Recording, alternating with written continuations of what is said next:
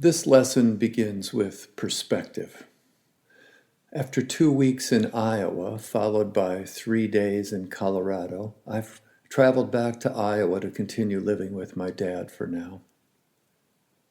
It is good to be with Dad. It is good to be here on my home soil near my home water.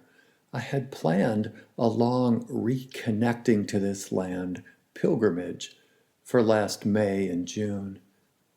The pandemic happened instead. Somehow, my dad's health decline has sharpened my yearning for getting regrounded here, where he was raised and where he and Mom raised us. Perspective. Now that I'm not able to visit the land when I want to, I miss it. What I really truly miss is the earthy, mysterious essence of her enigmatic face, her many voices, her legions of inhabitants, her subtle shifts in appearance and mood. In other words, I miss all the stuff of her lessons. And I've had time to ponder the mystery and reality of just how closely we are related to our 10 acres slice of the holy. And how much even more I'm connected to this Iowa mud that I crawled out of. And what has emerged is a memory of a piece by the great contemporary poet, philosopher, and marine biologist David White. And so now from perspective emerges genius. Yes, genius.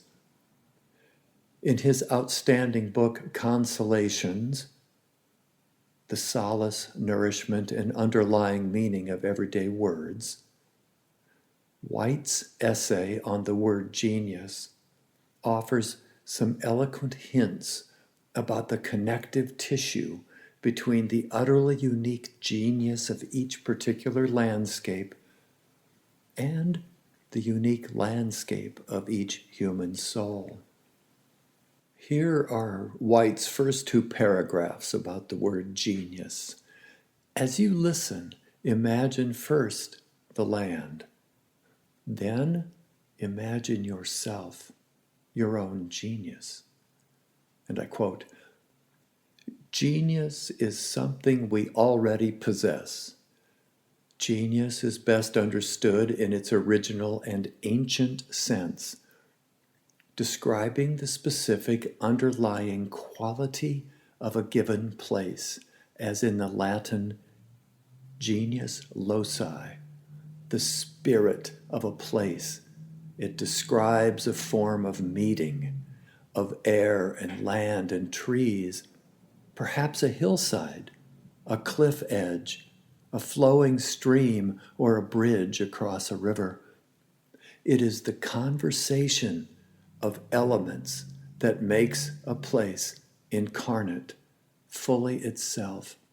It is the breeze on our skin, the particular freshness and odors of the water or of the mountain or sky in a given actual geographical realm. You could go to many other places in the world with a cliff edge, a stream, a bridge, but it would not have the particular spirit or characteristic, the ambiance or the climate of this particular meeting place. By virtues of its latitudes and longitudes, its prevailing winds, the aroma and color of its vegetation, and the way a certain angle of the sun catches it in the cool early morning, it is a unique confluence existing nowhere else on earth. Human genius lies in the geography of the body and its conversation with the world. The human body constitutes a live geography, as does the spirit and the identity that abides within it.